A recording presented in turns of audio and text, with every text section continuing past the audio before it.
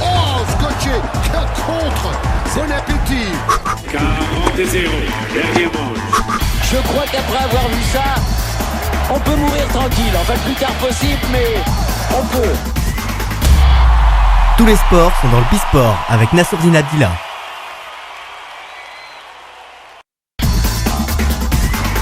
Passer au tennis maintenant. Alors là, on a dit 2 médailles pour la natation. Alors tennis, c'est 0 pointé. Pour comparaison à Londres, t'allais dire? Non, mais non, vas-y, continue. Pour comparaison à Londres, on a eu 2 médailles en double. Une en argent et une en bronze. Qu'est-ce qui s'est passé en tennis là? Pourquoi on n'arrive pas Alors déjà, je voudrais dire que le DTN, Pascal Di Pasquale, c'est ça? Ouais, Di Pasquale. Oui, Di Pasquale, pardon. Arnaud Di Pasquale avait dit que la France visait au moins une médaille, et sinon ce serait un gros échec. Voilà, c'est un Donc gros déjà, échec. pour le coup, c'est un gros échec. Ils vont devoir en tirer des conclusions, ils vont devoir se bouger, parce que c'est pareil, c'est comme la natation, on peut pas, compte tenu des joueurs qu'on a. Alors j'avais une question. C'est pas exactement pareil. Alors, j'avais une question. Non, moi je dirais que pour le coup, pour le tennis, je m'attendais à avoir au moins autant de médailles qu'à la natation, hein, quand même. Hein. Mais j'avais une question, parce que pour moi le tennis et la natation c'est pas comparable, parce que c'est vrai que pour la natation les Jeux Olympiques c'est la vitrine. Voilà, c'est vraiment la compétition phare.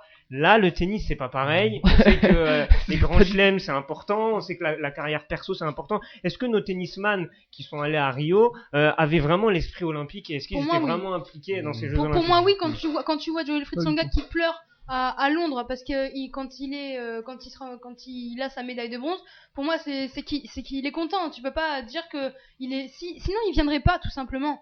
Parce on a vu Benoît Paire, il est venu. Non, mais après, c'est une réaction à chaud qu'il a eu. C'est une réaction impulsive. Je pense pas qu'il pensait totalement ce qu'il disait. Je pense qu'il a été vexé par son exclusion, par l'organisation, parce qu'apparemment il a dit qu'il y avait des problèmes. Il en a pas dit plus, mais voilà, apparemment il y avait des problèmes. Donc moi je veux pas l'accabler pour le coup.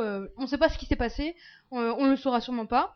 Donc, mais après ça, moi je parle plutôt pour Gaël Monfils. Par rapport à Benoît Paire, tu veux dire? Oui, par rapport à Benoît Paire, je veux pas l'accabler parce que on sait pas ce qui s'est passé, parce que on sait un peu ce qui s'est passé quand même. Oui, non, mais on sait ce qui s'est passé, mais Benoît Paire dans son interview quand il est revenu après sur ses propos, quand il a plus modéré ses propos qu'il avait tenus quant à sa participation à Rio, qu'il avait dit que finalement il s'en foutait d'être là, globalement et clairement, il était revenu le lendemain sur ses propos, il avait dit que il y avait des problèmes d'organisation de la Fédé, que après il a pas voulu en dire plus pour pas voilà, mais t'en sais rien, tu sais pas. Donc, alors Benoît Paire, il y a eu des trucs de plus.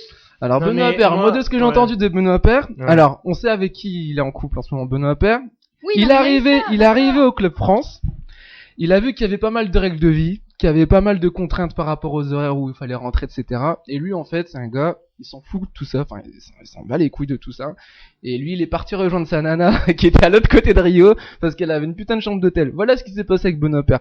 C'est pour ça qu'Arnaud Di Pasquale, après, il a pété un plomb, il a dit, voilà, il y a des règles de vie quand même, enfin, tu viens dans un truc, etc. Mais pourquoi, ce mec-là, il réagit comme ça? C'est pas normal, c'est pas professionnel, on est d'accord. Mais il y a pas de préparation. C'est-à-dire qu'avant d'arriver aux Jeux Olympiques, il y a personne qui explique ce que c'est à Benoît Paire, c'est quoi les Jeux Olympiques, t'es dans un club Encore France. une fois, c'est un problème qui vient en amont. Alors mon fils, il arrive, c'est lui qui a été le plus loin. Il a été le plus loin pourquoi? Parce que c'est le mec le plus en forme en ce moment. Il a gagné Washington il y a pas longtemps, mais au final, c'est pareil. Il y a pas de cohésion qui est faite. Mais comment on peut créer une cohésion dans un sport qui est individuel à la base? C'est un peu ça le problème. Parce que chacun fait ses petits tournois avant. Parce qu'au tennis, voilà, c'est des mecs qui font le tour du monde tout le temps, etc., qui sont tout le temps en train de bouger. C'est pour ça que je posais la question. Enfin, ils se connaissent quand même très bien. Mais t'as des stages, tu peux rallonger le stage en Coupe Davis par exemple de 1 ou 2 jours, voilà. Enfin, je sais pas, il y a quand même des trucs à faire, tu vois. Non, mais ils se connaissent très bien. Après, on n'est pas obligé d'être amis pour former une cohésion d'équipe. Non, je dis pas ça. Non, je dis pas. Mais par rapport à l'organisation, tu vois, ça veut dire. Je pense pas que ce soit un problème de cohésion d'équipe pour le coup. Non, mais c'est pas ce que je dis. Il faut savoir que tu gagnes une médaille de bronze au JO là à Rio. Tu te fais éliminer du premier tour du prochain tournoi là, US Open de Cleveland. Tu gagnes plus. Alors Chemeux était plutôt satisfaite de sa médaille d'argent. Oui, par contre, avec Benenou, c'était. Pour le coup, t'avais l'impression qu'elle avait perdu au premier tour. Mais pour le coup, moi je trouve ça c'est plus la normal. façon comment elle s'est fait battre. Je pense qu'elle a été elle était frustrée d'elle-même. Je pense. Le combat est allé. Mais je trouve ça quand même dingue que, enfin, moi je comprends limite la réaction de Clarisse, Agbenienou, mais par contre celle de Audrey Tchemeo qui dit qu'elle est satisfaite alors qu'elle vient de perdre. Pour moi, c'est quand même Non bizarre. mais Tiffany, c'est une médaille olympique, tu peux pas cracher dessus. Non mais d'accord, mais quand un sportif, quand il sort d'un combat qu'il vient de perdre et qu'il vient de perdre la médaille d'or, même s'il a eu la médaille d'argent, tu vois, Florent Manodou, il a eu la médaille d'argent, il était complètement dégoûté à la fin. Il est en retraite, Florent. Justement, moi, ça m'énerve de voir les gens qui font la gueule parce qu'ils moi, je dis ça dépend de la manière, ça dépend de la façon comment tu te fais battre. Dans la réaction à battre. chaud, c'est normal que tu sois dégoûté et que tu sois que tu sois dégoûté d'avoir qu'une médaille d'argent. Après, quand dans les jours à venir, forcément, en général, voilà, ils sont contents d'eux. Mais à chaud comme ça, 15 secondes, après, 20 tu vas avoir secondes. du recul, hein, ça non, existe mais aussi. le recul, là, dans une grande compétition comme ça, quand t'as 15 secondes, quand t'as perdu, quand t'étais à 1 centième de cheveux d'une médaille d'or olympique, je pense que tu peux pas réagir avec du recul. Il y avait pas les mêmes ambitions sur les deux personnes là. J'ai trouvé la réaction de Audrey Tchemeo super, au contraire, parce qu'à Londres, elle nous a fait tout un cinéma, elle a pleuré, elle avait fait médaille de bronze, mais t'avais l'impression que c'était la fin du monde. Je pense que même elle, son comportement, peut-être ça l'a pas plu, et elle a plus de maturité. Oui, non, je dis pas qu'elle aurait dû pleurer de pas avoir la médaille d'or. Je dis juste de pas se satisfaire d'être que médaille d'argent. Bah, peut-être qu'elle a senti que pendant le combat, elle pouvait pas la battre. Elle a dit qu'elle était plus forte que moi. Voilà, c'est tout. C'est là où, encore une fois, qu'il y a un manque. Moi, je trouve que c'est pas homogène, tout ça. C'est pas normal. Ça veut dire que normalement, en finale, tu dois vouloir avoir la médaille d'or. Ouais, c'est. Non, mais c'est pas qu'elle l'a pas voulu. Mais elle a vu dans le combat qu'elle ne pouvait rien faire. Non, alors je me suis elle a mal rien exprimé. tenté, hein. Je me suis mal exprimé, mais c'est vrai que normalement, tu dis pas ça aux caméras dès que tu sors. Quand tu sors d'une défaite, tu peux pas être satisfait. C'est comme, enfin, tu vois, c'est pas des messages à faire passer si tu veux. Tu perds une finale, tu dis pas je suis content, mais. Je vais donner un exemple concret. T'es compétiteur, tu montes la gagne, tu montres que t'as envie, tu vois, tu montres que tu veux gagner. La France à l'Euro le 10 juillet, qui perd en finale. Est-ce qu'ils étaient contents de la fin du match? Mais si, pour moi, c'est la même chose. Ils étaient le perdant du match. Alors oui, ils sont. Après, il y a la manière aussi, comme tu disais. La manière, ça dépend aussi. Ils étaient t'avais l'équipe de France qui venait de sortir l'Allemagne, qui était archi favori face à une équipe du Portugal, franchement, qui a rien montré pendant la compétition et qui perd aux prolongations. Ça n'a rien à voir avec une Audrey Tchemeo. Mais attention, ils auraient perdu 4-0, ils auraient quand même été dégoûtés. Ils auraient pas dit on est vice-champion d'Europe. Mais il y a un contexte, tu peux pas mettre tout au même niveau, tu vois. Mais non, mais quelle que soit la défaite, quand tu perds en finale, t'es déçu. Ah, ça dépend. Attends, c'est pas pareil. Non, mais peut-être que tu perds au tir au but et tu perds à 5-0, c'est pas la même chose. Tu peux aller dire ça aux Brésiliens, leur Coupe du Monde à eux, ils se prennent 7-1. C'est pas la même chose que quand tu perds au tir au but en finale. Mais t'es déçu quand même. Je veux dire, pas forcément au même degré, mais t'es déçu. Peut-être que Audrey Tchemeo était déçue, mais qu'elle a pas voulu le montrer aussi. Non, mais elle avait un grand sourire aux caméras. Non, elle avait pas un non. Si, elle était contente. Si, elle était contente. Après, elle était pas là. Mais bon, c'est une médaille d'argent. Tu m'aurais dit ça. Elle aurait eu la réaction 1 heure, 2 heures après. dis pas. Mais 15 secondes après une défaite, je trouve ça surprenant. Mais je trouve ça surprenant en fait. Enfin, je sais pas pour moi qu'elle réagisse comme ça, c'est que genre, elle avait déjà prévu avant de perdre quoi. Alors on va parler maintenant de la perche, hein, le fameux concours de perche et Renaud Lavillenie qui donc empoche une médaille d'argent, une victoire du Brésilien Thiago Braz qui a fait un saut à 6m03, record olympique. Ça a été quand même un concours exceptionnel. Hein. Au-delà de tout ce qui s'est passé autour, le concours était quand même pas mal. Et Renaud Lavillenie l'a totalement maîtrisé de bout en bout jusqu'à ce 6m03 qui loupe à de très peu à ses 2 premiers essais. Donc oui, c'est vraiment dommage. Il menait les débats, mais le Brésilien ce soir-là était dans une forme olympique pour lui. Olympique, exactement. Il a battu son record personnel de 10 cm. Donc c'est quand même pas mal. Alors je vous propose d'écouter un premier son. C'est donc juste après la finale. Renaud Lavillenie donc qui finit médaille d'argent, un peu déçu, et il évoque l'ambiance du public brésilien. On l'écoute. J'ai rien à me reprocher. Après voilà, Thiago a fait un concours incroyable. Et puis fallait que je me concentre, je pense 3 fois plus que d'habitude parce que à partir du moment où ça a été la concurrence entre Thiago et moi. Voilà, on avait malheureusement, je trouve, une mauvaise ambiance dans ce stade. Je veux dire, c'est la première fois que je me fais siffler en bout de piste à plusieurs fois. Malheureusement, on voit un peu trop souvent ça au foot.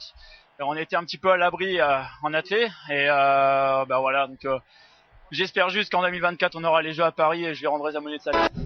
On a senti un Renaud Lavillenie assez amer sur la fin. J'ai une question à vous poser. Et est-ce qu'il est pas un peu de mauvaise foi, Renaud Lavillenie? On a vu Teddy Riner un peu le secouer, Ismaël. Bah ouais, enfin là il commence à comparer l'athlète avec le foot, il oublie que le fait qu'il y ait eu un Brésilien en finale, qu'ils étaient chez eux, parce que ça aurait été en France, ça aurait été la même chose pour le Brésilien aussi. Enfin, il faut arrêter avec ça. Enfin, il dit ça alors qu'en France, on est les plus chauvins au monde. Donc, enfin, je veux dire, il y a aucune prise de recul de la part de Renaud Lavillenie. Enfin, il me déçoit un peu sur les déclarations qu'il a fait. Après sa finale, et il me déçoit sportivement aussi parce que bon, on l'attendait, enfin c'était vraiment, pour moi c'était une médaille d'or pardon, quasiment assurée pour l'athlète français Renaud Lavillenie.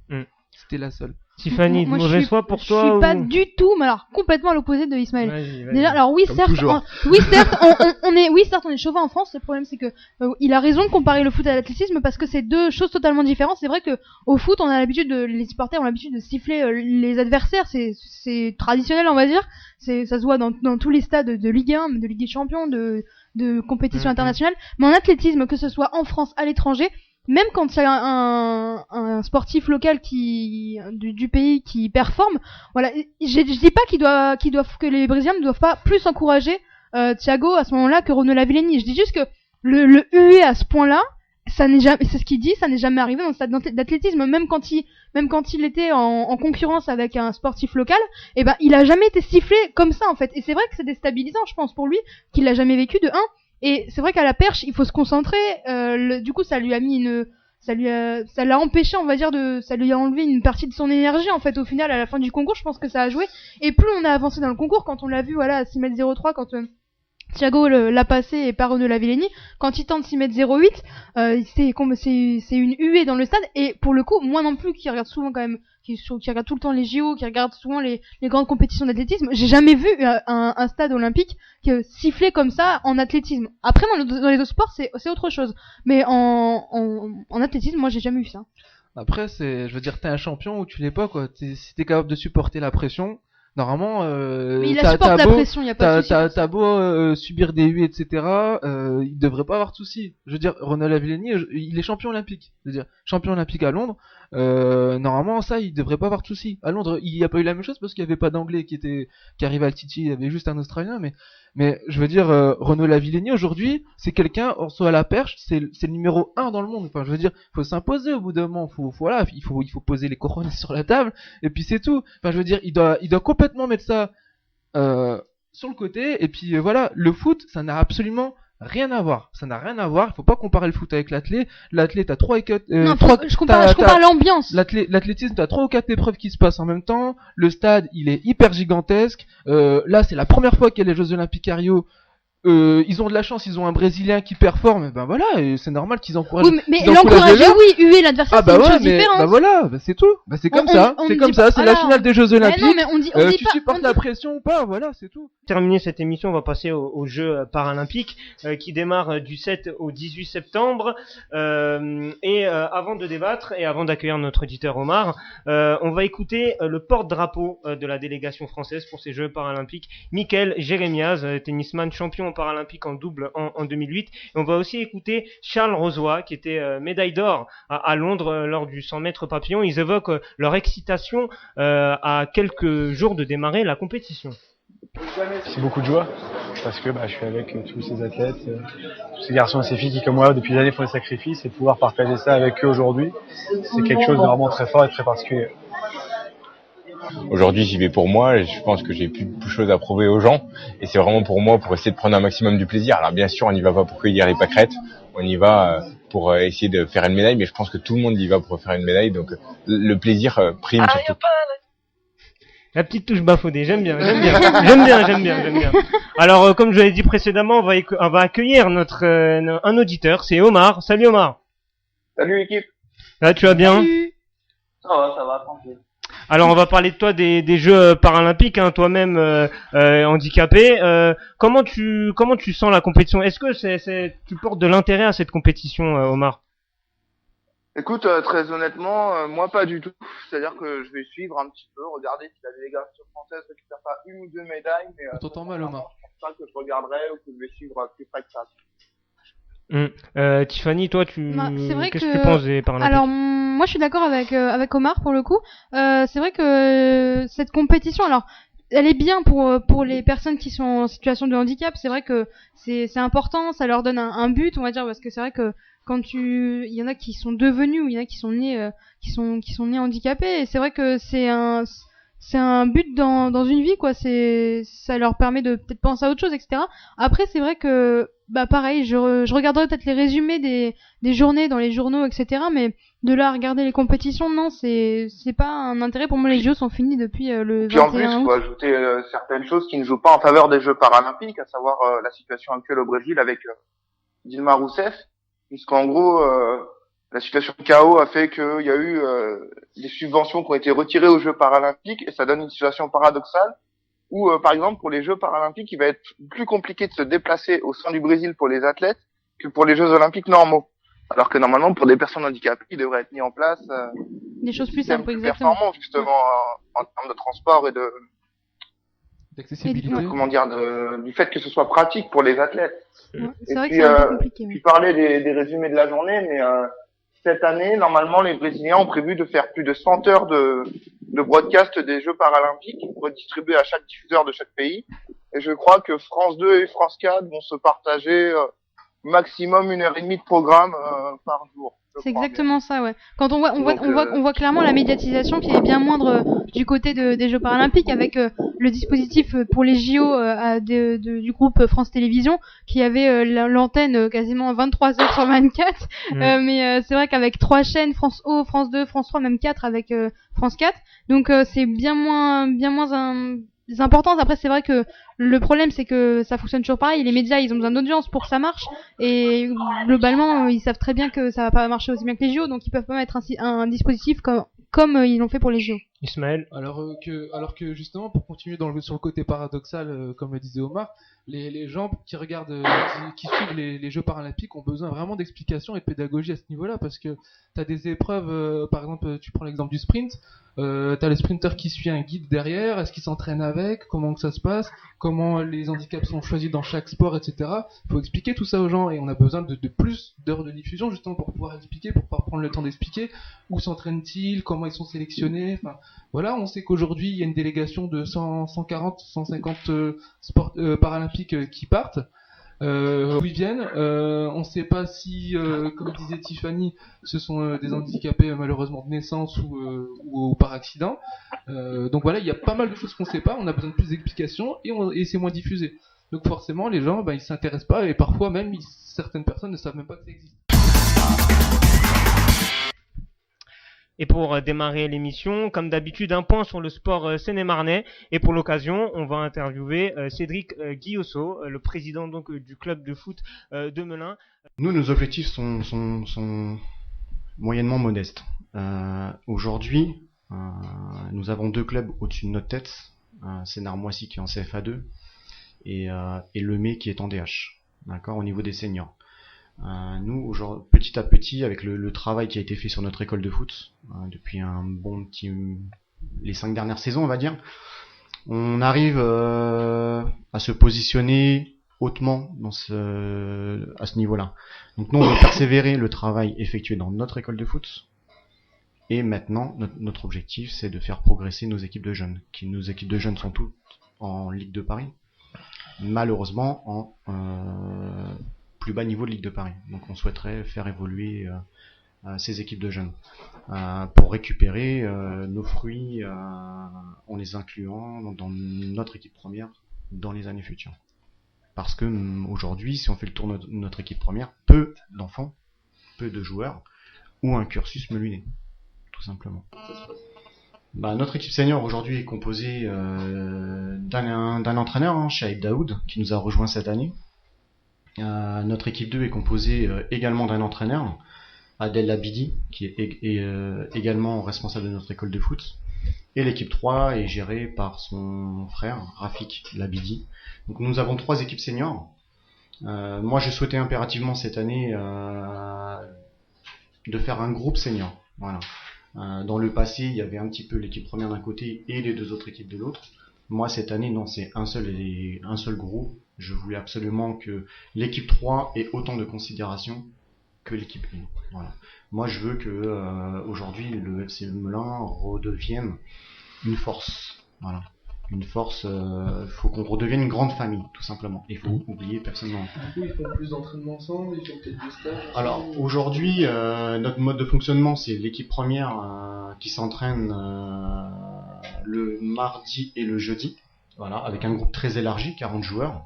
Donc sous la grosse séance d'entraînement sur un terrain, sous la tutelle de Shahid Daoud, assisté de Adel Labidi, tout simplement. L'équipe senior 3 première division s'entraîne de côté avec Rafik le mardi et le jeudi également. Seuls 16 joueurs concernant le groupe DSR font une troisième séance le vendredi soir. Préparation du match du week-end. Un petit mot sur votre équipe féminine. Est-ce que vous pouvez nous en dire 2 mots? Alors ça a été un souhait en interne de 2 personnes, Stanley et Morgan, voilà, qui ont sollicité Vincent pour nous. Donc Vincent m'a sollicité naturellement pour me demander si effectivement j'étais intéressé par cette voie-là. Aujourd'hui, le foot il est vachement diversifié par rapport à nos années où je jouais quand j'étais jeune, on va dire. Aujourd'hui, il y a le futsal qui s'est développé. Il y a la section féminine, petit à petit. Malheureusement, les petits clubs qui ont fait leur grande vie dans le championnat de France féminin, petit à petit, va s'effacer. Il y a les grosses armadas qui arrivent. Cette année, les 2 promus sont Bordeaux-Marseille. Donc, ils ont des pouvoirs financiers par rapport à d'autres qui sont supérieurs. Et donc, nous, on a souhaité, parce que forcément, avec les 15 ans que j'avais l'an passé, il y avait toujours des copines qui venaient. Voilà. Et j'entendais certaines qui jouent à Volpénil, habitant Melun, on sentait qu'il avait un petit manque. Donc on a ouvert cette équipe féminine, effectivement. J'en profite pour remercier la municipalité. Voilà. Ce fut long, mais on y est. Alors d'autres clubs ont bénéficié d'un synthétique avant nous, ça c'est vrai. Sauf que nous allons bénéficier de 2 synthétiques. 2 synthétiques, il va y avoir un nouveau complexe qui va être mis en place. Les travaux ont commencé à peu près le 15 août. Nous sommes en relation permanente avec la mairie qui nous donne, qui répondent à toutes nos questions sur ces terrains-là. Donc on va avoir un synthétique homologué où on pourra jouer jusqu'en senior DSR. Voilà, c'est important de le savoir. Après, suite aux événements climatiques que nous avons connus, notre municipalité au mois de juin, ils ont fait machine arrière tout de suite très rapidement. Ils ont remodifié le projet. Donc au lieu d'avoir un 2e synthétique homologué, on va en avoir un 2e non homologué, tout simplement. Donc parce que c'est une question de hauteur vis-à-vis de la Seine. Par contre, on va avoir un stabilisé rouge. En dimension homologuée, on va dire. Donc ça veut dire que dans 3 mois, donc officiellement début novembre, nous avons le nouveau terrain, les 2 nouveaux terrains. Et c'est important pour l'hiver. Important, exactement. Oui, à ce moment. Il y a pas mal de reports qui sont faits dans l'hiver. Et puis en ce moment, on a tout le club qui s'entraîne sur le terrain d'honneur. Sur la 2e surface en gazonné aussi, donc là commence à souffrir avec la météo qui commence à être un petit peu plus froide, on va dire. Mais bon, on va dire, comme je vous l'ai dit tout à l'heure, on va dire quand on repartira la saison prochaine, on aura 2 pelouses, 2 synthétiques, un stabilisé. On va pouvoir créer des événements autres de ce qu'on était capable de faire jusqu'à aujourd'hui, de grands tournois. J'ai beaucoup d'ambition dans ce domaine-là. Voilà. J'ai envie de faire connaître, de refaire connaître Melun comme ça l'a été dans le passé, parce qu'aujourd'hui, pas mal de petits vieux reviennent dans le stade depuis 2-3 ans, et parce que Melun, à une période, ça a été un moment, un grand moment pour le foot cinéma. Cette semaine, changement de coach. Rudy Garcia remplace Franck Passy, et Tiffany nous a fait un petit round-up sur ce qui s'est passé à l'OM cette semaine. Exactement. Alors jeudi matin, tout est normal. Franck Passy dirige son entraînement. Il parle beaucoup aux joueurs en vue du match contre Paris, donc qui a lieu ce soir. Il est persuadé que ses joueurs peuvent faire un coup au parc. C'est ce qu'il leur dit précisément. Et puis donc ils ont travaillé beaucoup lors de cette séance. Et puis vient donc la fin de l'entraînement. Les joueurs retournent au vestiaire. Passy lui reste un peu sur le terrain. Puis Jacques-Henri Hérault, le président de l'OM, arrive. Leur conversation dure environ 3 minutes, donc au cours de laquelle le président donc va avoir ces mots. Monsieur Passy, on a trouvé un nouvel entraîneur, c'est terminé. Par la suite, Hérault a proposé à Passy de continuer d'évoluer au sein de l'OM, puisqu'il a eu déjà beaucoup de postes, Franck Passy, dans ce club. Il a fait toute sa carrière à l'OM. Exactement. Et donc dans un poste qui reste encore à définir, mais il semblerait que Passy va refuser ce poste, d'après nos confrères de Canal+. Ouais. Il refuserait tout simplement de poursuivre à l'OM. Et donc déjà, on pose une première question. Il avait déjà dit il y a plusieurs mois, s'il est plus numéro 1 à l'OM, il resterait pas à l'OM de toute façon. Parce qu'il trouve qu'il a des ambitions peut-être un peu supérieures. Il veut être numéro 1 maintenant. Numéro 1 même en Ligue 2. Quand on a commencé à goûter au poste de numéro 1, c'est dur ensuite de revenir. Mais ça lui dérangerait pas d'entraîner en Ligue 2 aussi. Enfin, c'est ce qu'il avait dit sur l'équipe il y a 2 mois. Donc ça se trouve, c'est ce qu'il va faire aussi. Hein. Moi personnellement, je trouve que vraiment la direction de l'Olympique de Marseille a vraiment manqué de respect à Franck Passy. Hein. Ça a été vraiment considéré vraiment comme un bouche-trou, un second choix, un choix par défaut. Et voilà, on savait qu'il n'allait pas rester longtemps. On juste savoir quand, mais vraiment, moi je trouve qu'ils ont vraiment manqué de respect à Franck Passy. Vous pensez vraiment que l'Olympique de Marseille s'est bien comporté? Bafodé a clairement dit que non, mais vous autour de la table, vous pensez qu'il y a eu, l'OM a eu le bon comportement? L'OM veut frapper fort tout de suite. Lundi, Franck Macourt était président. 4 jours après, il change d'entraîneur. Ils veulent prendre des décisions tout de suite. C'est bien. Ça prouve que il est pas venu pour rien. Et d'ailleurs, Jacques-Henri Hérault s'est justifié de ce choix ce matin dans Téléfoot. Je vous propose de l'écouter. Je crois que c'est toujours difficile et compliqué de changer d'entraîneur. Est-ce qu'il y a un bon timing, un bon moment? Il y a des opinions différentes. La nôtre, c'était qu'on ne pouvait plus perdre de temps. L'un de nos risques, c'est de se dire, c'est une saison de transition, on va un peu se reposer pour planifier. Non, on veut aller très vite, on a un plan, c'est un plan sur 100 jours. Je vous donne rendez-vous dans 100 jours pour voir si déjà nous aurons mené un certain nombre d'ajustements et de changements au sein de ce club. Mais pour nous, il fallait aller vite. Ça peut aller très vite dans le football, en haut comme en bas. Et je crois que chaque semaine comptait à partir de maintenant.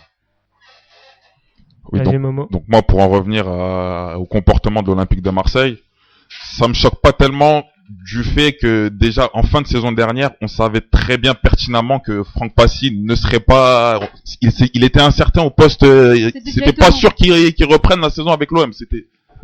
Excusez-moi, je parle un peu trop fort.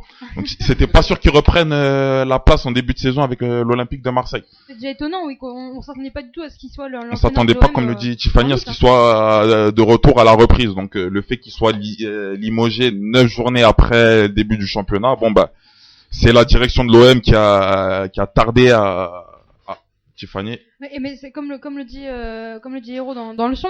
Le truc c'est que il ne voulait plus perdre de temps. Il voulait que l'OM retourne directement dans les sommets du classement, parce que là ils sont quand même 12e. Donc il faut agir tout de suite, et je pense que c'est une bonne chose. Certes, de toute façon, est-ce qu'il y a un bon moment pour virer un entraîneur? Est-ce que le virer au mercato hivernal ça aurait été plus judicieux, plus sympa? Il y a pas une bonne façon de dire à l'entraîneur qu'il est licencié. Alors après, il aurait pu aller dans les bureaux, mais est-ce que ça change vraiment quelque chose qu'il aille dans les bureaux ou qu'il aille sur le terrain? Globalement, il y a pas vraiment de différence. Alors certes, ils auraient pu avoir une plus longue conversation, mais il l'a pas non plus viré comme un malpropre. Je veux dire, il le propose quand même de rester dans le club.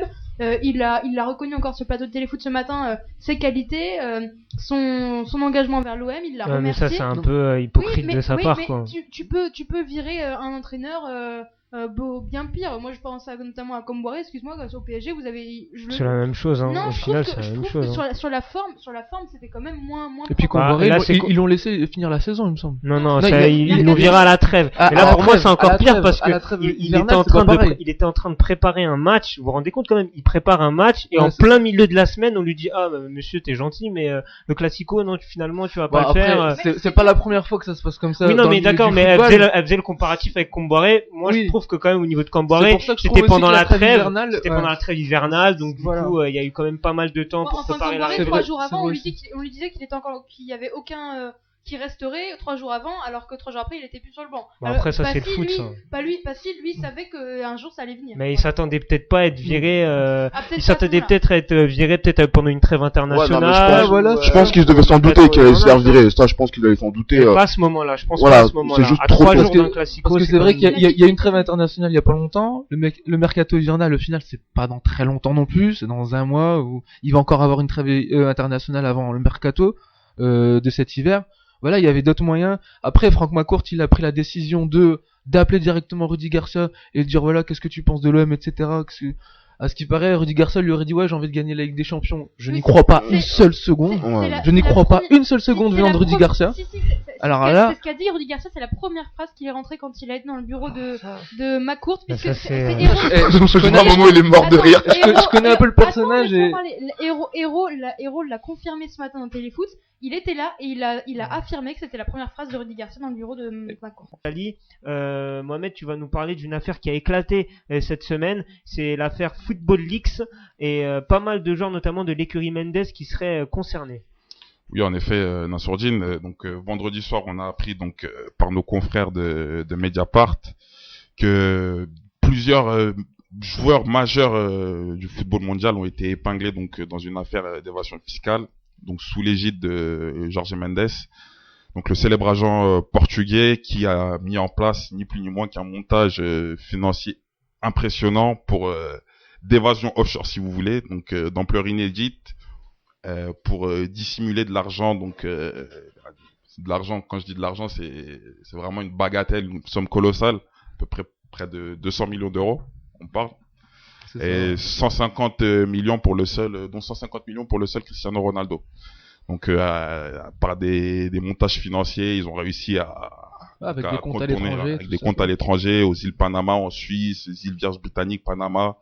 Donc ils ont vraiment réussi à contourner le fisc espagnol et ils se sont fait épingler. Donc ça a demandé donc une grosse enquête de fond parce qu'ils ont épluché pas moins de 1900 gigaoctets de documents. Donc ça fait des millions de documents, des millions de pages à lire. C'était vraiment une grosse enquête et déjà, moi, quand j'ai 30 mots de documents à lire, ça me casse les couilles. Alors, tu m'as dit 1900 gigaoctets, ça doit être une sacrée équipe qui est déjà dessus. Et donc, d'après nos confrères de Mediapart, donc ils ont des infos à divulguer donc chaque jour durant 3 semaines en gros. Donc chaque jour réserve son lot de surprises. Ouais, et on n'est pas au bout de notre surprise, Nassourdine. Et justement, cette affaire, est-ce que ça va bouleverser le monde du football à plus ou moins long terme, Ismaël? Qu'est-ce que t'en penses? Moi, ça me surprend pas vraiment. Après, là, c'est vrai que Mediapart a fait un article assez précis et tout ça avec le nom des joueurs, ils ont révélé quand même pas mal de choses. Ça me surprend pas dans le sens où je pense que ça fait des années que c'est comme ça dans le football. C'est juste qu'on attendait qu'un journal le révèle, parce que c'est vrai qu'après il y a des conflits d'intérêts, tout ça, même dans les médias. Donc c'est vrai que c'est compliqué à dévoiler. Mais voilà. Enfin après, de toute façon, Cristiano Ronaldo. Donc là, il y a 150 millions pour Cristiano, c'est ça? C'est ça. Je pense pas qu'il risque grand chose parce que de toute façon Cristiano c'est Cristiano, même en dehors du fait que ça soit quelqu'un qui est très riche, c'est aussi quelqu'un qui a beaucoup de contacts et c'est aussi quelqu'un qui a une image, enfin c'est aussi quelqu'un qui a des avocats, etc. Donc toi t'es pas inquiet pour non, je m'inquiète pas parce que c'est des personnes voilà qui ont de toute façon du pouvoir dans le monde du football et en dehors, même dans le marketing, même au niveau de leur marque, même au niveau des publicités, au niveau des partenariats, etc. C'est des gens qui pèsent, même si c'est des gens qui sont très riches, c'est des gens qui pèsent dans tous les domaines. Donc de toutes les façons, qu'est-ce que tu veux qu'il leur arrive? Je crois que Cristiano Ronaldo va être en prison dans 6 mois, je crois pas une seule seconde. Donc il va avoir un procès qui va avoir lieu, je pense. Normalement il va passer en justice. C'est la justice espagnole est sérieuse en tout cas. Et ça va finir encore une fois par un chèque. Je suis désolé, mais ça va se passer comme ça. Le cynisme d'Ismaël. C'est tout le temps comme ça. Mais Mohamed, ça arrive souvent en Espagne, hein, ce genre d'affaires. On a vu avec les joueurs du Barça, on en a parlé la semaine dernière avec la Eto'o. semaine dernière, on en parlait. Et là, encore une fois, c'est en Espagne. Mais là, je pense qu'on est vraiment sur quand même une affaire beaucoup plus sérieuse que les détournements Ah ouais, non, là ça blague plus du tout, là ça blague vraiment plus du tout. C'est un petit mot, c'est un gros mot ce que je viens de dire, mais par rapport au détournement du Barça, là franchement on a affaire à une corruption d'une autre ampleur, donc ça je pense que cette affaire-là il risque d'avoir pas mal de remous au cours des semaines à venir. Ce qui pourrait être peut-être un peu rassurant, enfin dans le sens où pour la justice, c'est que Cristiano Ronaldo est bientôt en fin de carrière, enfin on va dire que au niveau des délais judiciaires, peut-être que ça va prendre du temps tout ça, et que le jour où il passera en justice, il sera plus footballeur. Mais ça, c'est que des suppositions, et on verra ce qui va se passer. On va parler rugby maintenant avec Ismaël qui s'est penché sur le nouveau président que l'on connaît assez bien. On en a souvent parlé dans le Bisport, Bernard Laporte. Sacré Bernard, il a réussi à être élu. Sacré nanar. C'est ça, exactement, sacré nanar. Il a réussi à être élu président de la Fédération française de rugby. Donc il a été élu à 52% au premier tour, alors que cette fois-ci c'est un moment historique parce que d'habitude il n'y a jamais plusieurs personnes qui se présentent. Et là, donc, il y a eu du débat, on va dire que c'est un peu plus démocratique, dans le sens où, voilà, entre Pierre Camou, Laporte et le troisième que je ne citerai pas parce qu'il a eu que 6% de toute façon. Donc, tout le monde s'en fout. Mais Bernard Laporte, voilà, on sait que c'est un politique aussi, il a déjà été ministre, donc secrétaire d'État. Il sait comment y faire, secrétaire d'État, merci. Donc depuis septembre, il a mené cette campagne où il a été voir tous les clubs de France, tous les clubs de rugby. Il a clairement fait campagne dans le sens où il disait que la Fédé appartient au club et que la priorité c'est d'abord les clubs. Donc voilà, ce qui est rassurant, c'est que Bernard Laporte a envie de changer les choses. Donc dans son discours, en tous les cas, après on ne sait pas s'il va le faire, mais le projet du grand stade que voulait faire Camou dans l'Essonne, donc lui il est pas d'accord du tout avec ça. Il a d'autres moyens pour trouver des finances dans la fédération. Y compris il a un projet de partenariat avec le consortium du Stade de France. Il a aussi un projet de trouver un très grand équipementier pour les maillots de l'équipe de France, quitte à tout vendre, donc l'image de marque, etc.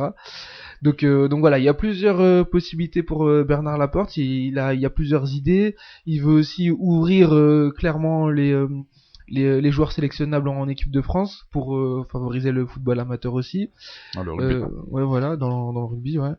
Et donc voilà, donc c'est un nouveau Bernard Laporte. Je sais pas ce que vous en pensez par rapport aux autres, à Pierre Camou surtout. Ouais, alors avant de lancer le débat, on va écouter justement le nouveau président de la Fédération française qui s'est exprimé sur le site officiel de l'institution. On l'écoute. C'est beaucoup d'émotions, c'est d'abord beaucoup de fierté d'être président d'une fédération française de rugby, de la Fédération française de rugby. La première des choses, c'est redonner la parole au club. Je crois que c'est ce qui a fait notre victoire, c'est que j'ai été les voir, j'ai parlé avec eux, je les ai écoutés, j'ai passé du temps, et je leur ai dit, il faut que vous vous décidiez de votre avenir. On peut plus prendre des décisions d'un grand stade à 600 millions d'euros sans les consulter, je suis désolé. C'est plus possible, ça. Deuxième chose, c'est redonner les moyens, même s'il y a des choses qui ont été faites, pour que l'équipe de France redevienne l'une des meilleures nations du monde. On peut pas se satisfaire de 2 défaites à la maison, c'est pas vrai. Je ne serai pas le président qui se satisfera de ça. Nous sommes l'équipe de France. Voilà, Bernard Laporte dans le texte assez cash, hein, voilà. Il a énoncé un peu les grandes lignes de son projet. Il aura comme vice-président Serge Simon, voilà, qui sera donc son bras droit. Alors déjà, est-ce que vous êtes surpris par l'élection de Laporte? On en a un peu parlé dans les grandes matinales. On pensait vraiment pas qu'il aurait ses chances, étant donné le gros réseau de Pierre Camou. Toi, Mohamed, est-ce que tu es surpris de voir Laporte à la tête de la Fédé? Franchement, non. Pour moi, c'est la suite logique des choses. Il a été sélectionneur de l'équipe de France. Il a été secrétaire d'État par la suite au sport. Et là, le fait qu'il se présente à la présidentielle de la FFR, franchement, qu'il soit élu de surcroît, franchement, pour moi, c'est que la suite logique des choses. Qui d'autre que Bernard Laporte aujourd'hui peut s'estimer plus légitime à la présidence de la FFR? Honnêtement, entre Pierre Camou et Bernard Laporte, c'est le prénom de Bernard Laporte qui est plus parlant. Donc le fait qu'il ait été élu hier, franchement, ça m'a pas surpris. Après, pour son programme, ce qu'il compte faire pour le rugby français, franchement, c'est un projet qui a l'air enthousiasmant, intéressant. Maintenant, il faut voir s'il va réussir à le mettre en place ou pas. Mais en tout cas, il y a des lignes, en tout cas des projets de réforme qui m'ont l'air très intéressants. Exactement. Non mais je suis d'accord avec Momo. Après c'est vrai que on verra. Enfin le temps parlera. En tous les cas, pour le moment, il n'a pas pris de décision, on va dire, hâtive, dans le sens où le sélectionneur de l'équipe de France, ça reste Noves et il n'y a pas de décision à ce niveau-là. Après, il faut voir l'avis de Noves de ce côté-là, il a dit qu'il y réfléchirait. Mais, parce que Noves, c'était plutôt un pro-Camou, si j'ai bien compris. Voilà, et il a dit qu'il verra les dirigeants qu'il aura au-dessus de lui, et en fonction de ça, il verra s'il continue ou pas à être sélectionneur ou pas. Mais a priori, il n'y a pas de changement majeur à ce niveau-là, donc il est président pour le moment, et puis il est en train de suivre son programme, donc c'est rassurant aussi dans ce sens-là. Et le projet du grand stade dans le sud de l'Essonne, moi, personnellement, j'y croyais pas du tout, parce que c'est encore une fois... faire des finances pour rien, alors qu'on sait que la fédé de rugby, même si c'est je crois que c'est la 6e ou la 7e fédé en France en nombre de licenciés, c'est pas une fédé qui a un très très grand budget, si tu veux. Donc faire des grands projets comme ça, c'est plus perdre de l'argent que d'en gagner. Donc moi je suis assez satisfait de Bernard Laporte. Après ça reste à voir, on verra bien. Et qu'attendez-vous de lui concrètement durant son mandat par rapport à ce qui s'est fait précédemment? Déjà, qu'ils remettent, comme il l'a dit, qu'ils remettent les clubs en avant, qu'ils redonnent la parole aux clubs, parce que bon, c'est vrai que avec la fédération et la Ligue nationale de rugby, c'est vrai qu'il y avait quelques dysfonctionnements ces dernières années, avec notamment les doublons, donc les rencontres du top 14 qui se jumelaient avec des rencontres internationales. Ça, c'est une cacophonie comme pas possible, ça. Donc lui qui a été manager donc du Racing Club de Toulon, il sait ce qu'il a enduré durant cette période. Donc j'espère qu'il aura le recul nécessaire pour prendre les décisions adéquates et faire en sorte à ce qu'il y ait plus d'harmonie au sein de la fédération du rugby français, tout simplement. Et avec notamment la finale de la Fed Cup qui met aux prises donc la République tchèque à la France, et la France qui court donc après un 3e sacre, donc le dernier remontant à 2003. Face à elles ne sont ni plus ni moins opposées qu'aux tenantes du titre. Alors hier, pour faire un bref résumé, Kristina Mladenovic et Karolina Pliskova se sont livrées à une bataille homérique qui a duré près de 4 heures. Et c'est finalement la Tchèque qui s'est imposée donc 16-14 dans la 3e manche, dans la manche décisive. Et ensuite vint le tour de Caroline Garcia qui a réalisé un match de patronne pour vaincre la Tchèque Petra Kvitova 7-6, 6-3. Alors, avant le début de cette rencontre, les Françaises n'étaient pas favorites, mais à la vue du scénario d'hier, j'ai une question pour vous. Est-ce que la France doit nourrir des regrets? Parce qu'elle aurait pu vraiment mener 2-0 à la fin des rencontres de ce samedi. Tiffany. Ah bah, c'est clair. J'ai vu, voilà, le Mladenovic, franchement, dans son tennis, elle était vraiment très très bien. Faut quand même souligner que Pliskova, elle est quand même 6e, donc c'est celle qui a affronté Mladenovic hier, alors que Mladenovic est quand même 42e. Kvitova, celle qui a affronté Garcia, voilà, elle est quand même 11e, Garcia 23e, donc les différences de classement sont quand même assez importantes. Donc faut vraiment leur donner déjà un coup de chapeau aux deux filles, parce que elles lâchent rien et elles ont donné vraiment une très belle image de la France hier. Et voilà, Mladenovic, personnellement, je pense, enfin, c'est même sûr, elle a vraiment perdu au physique. On l'a vu dans le 3e set, elle a commencé à avoir des crampes. Donc c'est vrai que c'est compliqué de lire le match, même si dans son tennis, ça a été vraiment très très bien. Après, Garcia, voilà, elle a vraiment fait preuve de maturité. C'est compliqué quand en plus c'est sa copine, voilà, qui a perdu juste avant. La France est dos au mur et elle arrive à remporter son match en 2-7, vraiment avec constance, autorité. Voilà, ça, elle a fait parler vraiment sa puissance. Elle a vraiment été impressionnante. Et donc du coup, clairement, oui, on peut, sachant qu'en plus bon là, faut voir ce qu'il y a là, mais si on arrive à être à égalité à l'issue des 2 simples d'aujourd'hui, le double décisif, ça fait 3 ans, je crois, qu'on ne le perd pas. Donc c'est la 3e, on n'a jamais perdu un double décisif en 3 ans avec les filles, donc c'est pas mal. En plus Garcia et Mladenovic, elles sont numéro 1 mondiale, je crois, si je me trompe pas. Oui, c'est ça. Donc enfin ou proche, ouais, il me semble bien qu'elles sont numéro 1 mondiale, pas loin de l'être en tout cas. Ouais, elles le sont. Voilà, donc c'est quand même costaud. Bon, même s'il faut quand même noter que les Tchèques, elles sont quand même costauds aussi, hein. Elles ont fait tomber notamment les sœurs Williams il y a pas très longtemps, donc faut faire attention. Mais il y a moyen, on est sûr qu'il y a moyen. Bon là, Garcia, là, elle a gagné le premier set parce qu'elle est en train de jouer en ce moment. Je suis en train de regarder en même temps. Le score est donc du coup, de 6-3. Elle a gagné le premier set et là, elle perd dans le deuxième 4-2. Voilà, donc faut voir, il y a rien. Elle a très très bien joué dans le premier set, un peu moins dans le deuxième. Mais faut voir, faut rien lâcher, et je suis vraiment certaine qu'il y a vraiment moyen de faire quelque chose. Et donc avant d'entendre ton avis, Bafodé, on va juste écouter donc la réaction d'Amélie Mauresmo hier après la journée de samedi. Première journée, avec notamment un premier match assez énorme de la part de Kristina et Carolina. Au bout du suspense, malheureusement, ça tourne pas en notre faveur, mais beaucoup de courage de la part de Kristina Mladenovic. Voilà, qui passe pas loin du tout, et puis derrière Caro qui rentre avec quand même une petite pression dans l'arène, parce que là on est vraiment dans une arène ce week-end, et ça c'est top, et qui délivre un match absolument extraordinaire. Elle a évolué à un niveau largement top 10 face à une adversaire qui elle aussi était très très haut. Eh oui, donc Amélie Mauresmo donc rejoint donc les propos qu'a tenu Tiffany, donc je vais écouter ton avis vite fait, Bafodé. Ben moi personnellement avant le début de cette finale, je pensais que la France avait aucune chance, mais quand j'ai vu Mladenovic jouer, j'ai vraiment pensé qu'on avait vraiment une chance, hein. C'était vraiment un super match et franchement on peut avoir des regrets. Franchement, on peut avoir des regrets parce que c'est vraiment pas passé loin, vraiment du tout. Donc maintenant, voilà, on sait qu'on peut les jouer, on sait qu'on peut les battre. Donc voilà, hein, donc il faudra voir pour le prochain match. Il y a quelque chose à faire. Il y a vraiment quelque chose de grand à faire parce que voilà, ils sont pas favoris du tout. Donc on les attend pas. Donc il faudra peut-être jouer là-dessus. Et donc moi j'ai une question pour vous. Donc Amélie Mauresmo, donc on l'a mentionné. Tiffany, toi aussi tu l'as mentionné, t'en as parlé. C'est l'état physique de Kristina Mladenovic. On sait qu'hier elle a donné énormément physiquement et qu'elle est ressortie avec des crampes, littéralement. Donc est-ce que pour le quatrième match à venir, donc après la fin du match de Caro Garcia, est-ce que c'est Alizé Cornet, potentiellement, donc qui est numéro 3 française, qui doit jouer le quatrième match afin de préserver Kristina Mladenovic? Personnellement, je suis pas trop pour ça. Simplement parce qu'Alizé Cornet en Fed Cup, c'est une catastrophe. Hein. Elle a perdu quasiment tous ses matchs. Alors certes, le dernier qu'elle a joué, il me semble, en demi-finale ou en quart de finale, je sais plus. Elle a joué un match qu'elle a gagné, mais voilà, ça fait 10 ans qu'elle a pour corroborer tes propos, Tiffany, l'historique de Alizé Cornet en Fed Cup, c'est 3 victoires et 12 défaites. Voilà, exactement.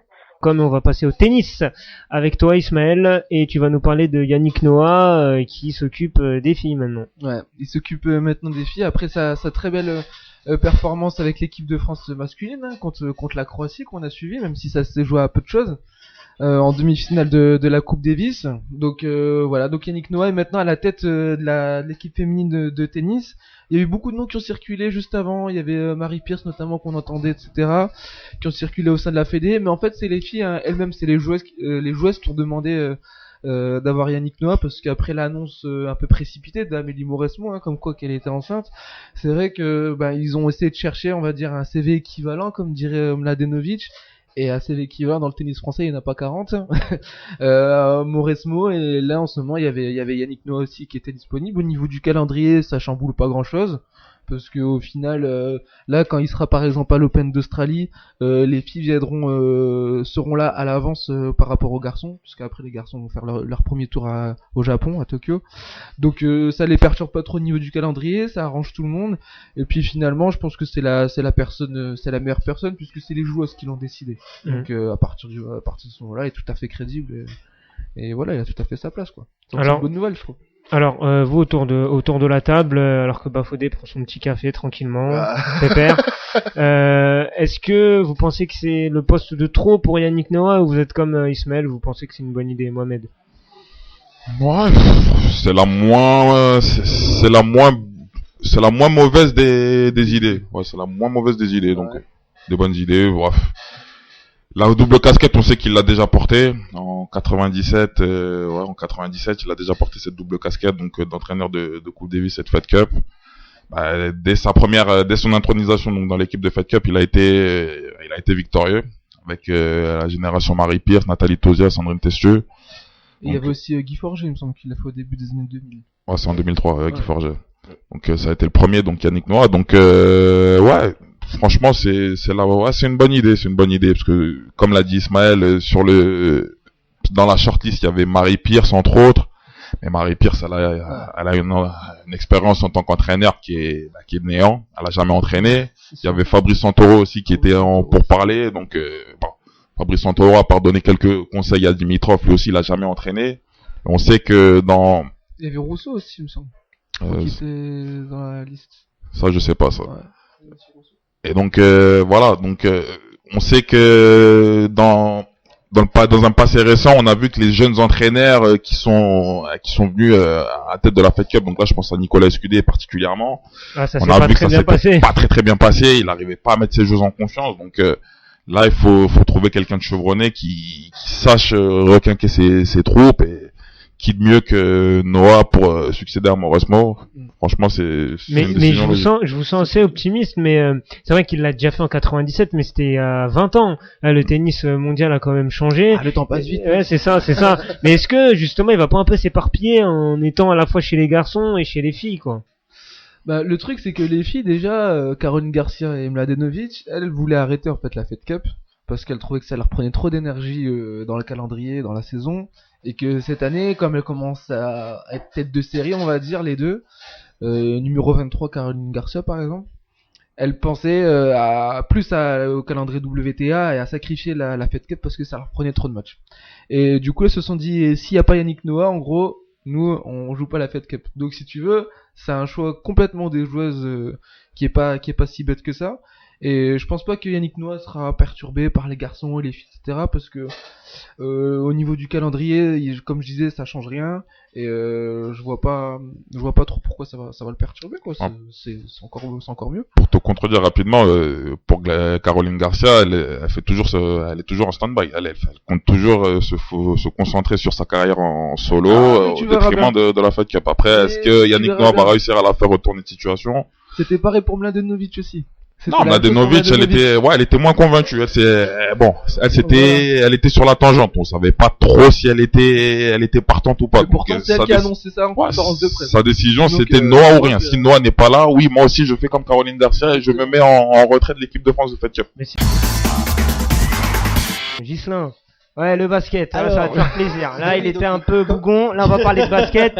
Il revit. On a appris donc la prolongation de Vincent Collet à la tête de l'équipe de France cette semaine. Et c'est jusqu'en 2019, donc on repart pour 3 ans avec lui. On a la confiance apparemment dans le staff. Après, je peux comprendre pourquoi on le sélectionne encore, mais c'est quand même c'est quand même une nouvelle importante parce qu'on pouvait se penser que ça allait être la fin d'un cycle.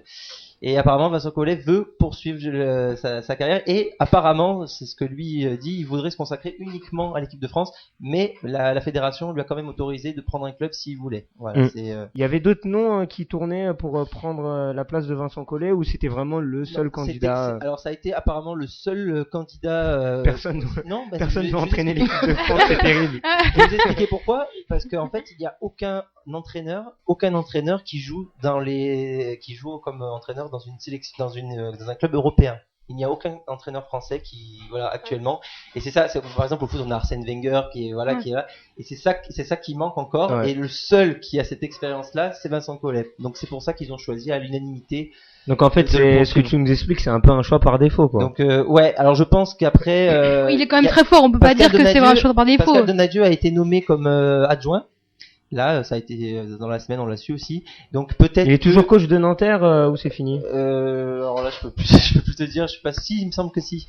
Il y a encore, mais on peut dire que c'est peut-être une transition qui va se faire aussi, de mettre Pascal Donadieu avec Vincent Collet pour lui donner un peu d'expérience, et on verra peut-être que derrière si ça le fait. Voilà la formation. Après. Moi, ce que je pense de cette chose-là, c'est que c'était pas forcément la meilleure chose. Je pense qu'il fallait vraiment tourner la page. C'était bien. Voilà, il y a eu la génération Tipeee, Gélabal et Florent Pietrus. Il a évolué avec eux. Il a gagné 4 médailles. Donc, si on rappelle, il a gagné une médaille de bronze à une Coupe du Monde. Il a gagné 2014. Il a gagné une médaille d'or de la Coupe d'Europe. Ouais. Voilà, et 2 médailles, et une médaille d'argent, en 2011. d'Europe en 2011, et donc la récente bronze face à la Serbie, quand ça se joue en France l'année dernière.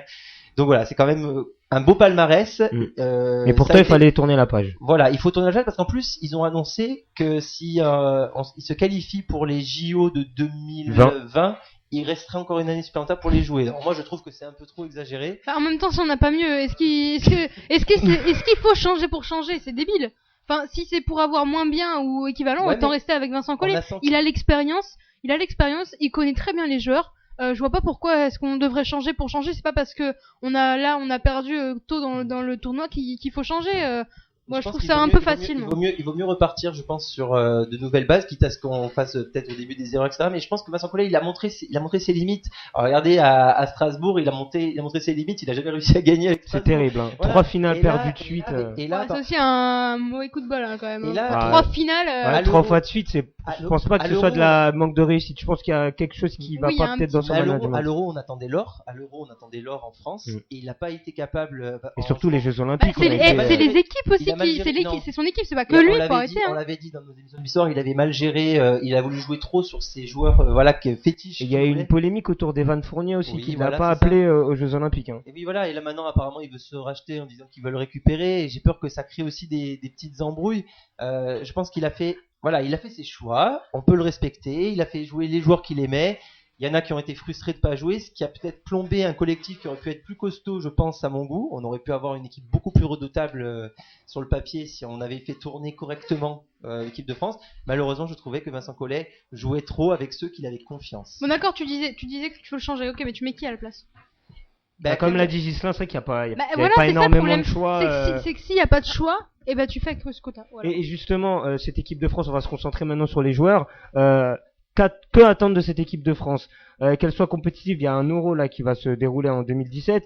Est-ce qu'on peut les attendre déjà en finale ou en demi-finale, ou vu que certains joueurs sont partis, il faudra quand même attendre 2-3 ans histoire que la nouvelle génération puisse prendre les rênes de cette équipe de France, Tiffany? Bah, il y a certains joueurs qui, on est un peu conscient qu'ils vont prendre un peu les rênes de l'équipe, donc oui, je pense que ça peut le faire. Après, dire qu'ils vont directement jouer la gagne, c'est un peu compliqué, mais j'aimerais bien voir un petit peu quelques matchs pour voir un petit peu ce que ça donne, et ensuite je me prononcerai. Mais là c'est peut-être un peu tôt. Faut le temps que chacun reprenne ses marques, que ceux qui doivent prendre le brassard de capitaine, on va dire, se mettent en place. Donc faut laisser un peu de temps. Moi, je pense que pourquoi il faut les changer quand même quitte à ce on connaisse pas le nom, etc. Il y a des joueurs, par exemple, il y a Joachim Noah, il y a Kevin Séraphin, il y a Yann Maïni. Joachim Noah, en fait, il veut pas venir. Faut arrêter de. Non, mais oui, peut-être. C'est des joueurs, peut-être que si tu changes la figure, peut-être qu'ils auraient envie, peut-être de jouer, à se sacrifier un peu plus, parce que voilà, ils ont envie de tenter un nouveau challenge, parce que Vincent Collet, voilà, il les a connus tous, hein. Joachim Noah, Maïni et Séraphin, il les a connus, et au bout d'un moment, il a fait un choix. Lui, dans sa tête, il a dit, moi, je garde cela. Et je le vois pas, même si là, pour Evan Fournier, il s'est ravisé. Je le vois pas, voilà, je pense que même si Evan Fournier le fait venir, il va lui dire, bon, bah, lui, je vais le faire venir pour la forme, mais je compte pas vraiment sur lui dans ma tête, quoi. Je pense qu'il fallait vraiment prendre quelqu'un d'autre pour laisser beaucoup plus de chance au turnover. Et on va parler handball maintenant, messieurs, avec l'équipe de France féminine, hein, qui va jouer pour la 3e place tout à l'heure, lors de cet Euro à 15h30 contre le Danemark.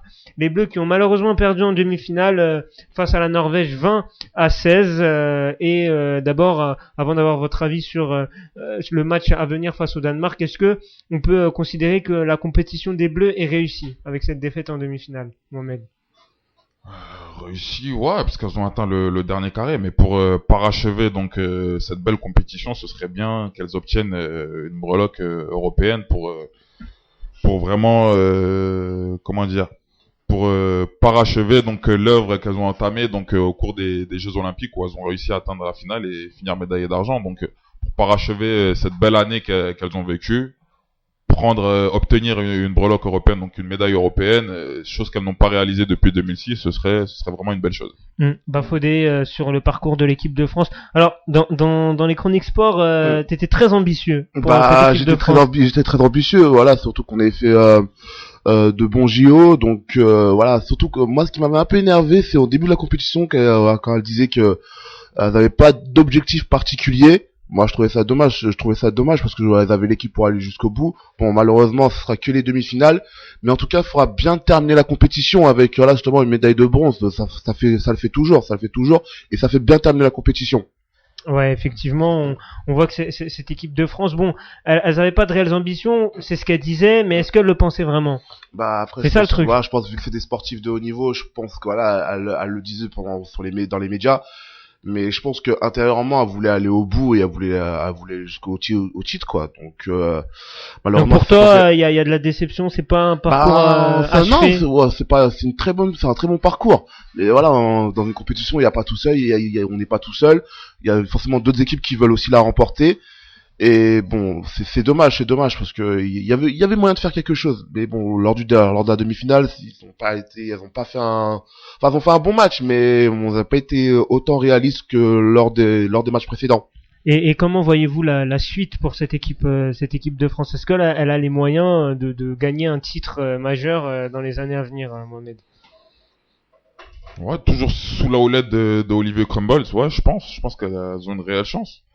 On fait pas par hasard une finale olympique et une demi-finale européenne en 4 mois d'intervalle par le plus simple des hasards. C'est qu'il y a derrière, il y a tout un travail qui a été fait en amont donc par la fédération et dont le garant est Olivier Crumbles aujourd'hui. Donc il faut se souvenir d'où était le handball féminin français il y a 2-3 années en arrière. Il était un petit peu mi-figue mi-raisin. Donc là, franchement, les retrouver donc sur le plus haut niveau donc international, franchement, ça fait plaisir. On continue les expressions quand même avec Momo. Hein. Mi-figue mi-raisin, on continue. Ouais, c'est le festival. C'était pas fait exprès. Je t'attends au tournoi, Bafodé. Il faut que tu répliques. Toi, Bafodé, justement, tu le vois comment l'avenir de l'équipe de France? Ben, moi je le vois très très bien. Voilà. On sait que voilà, ils reviennent d'une finale olympique et une demi-finale de championnat d'Europe. Momo l'a dit, on fait pas ça par hasard. Donc forcément avec avec ces deux compétitions, l'équipe de France a pris de l'expérience. Voilà, ils savent maintenant ce que c'est de jouer un grand match international. Voilà, ils ont pris de l'expérience et ça peut être que bénéfique en tout cas. Ça peut être que bénéfique pour les prochaines échéances à venir.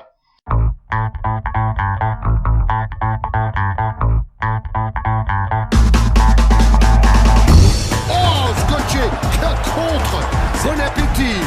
40-0, dernier manche. Je crois qu'après avoir vu ça, on peut mourir tranquille. Enfin, le plus tard possible, mais on peut. Tous les sports sont dans le Bisport avec Nassourdine Abdillah.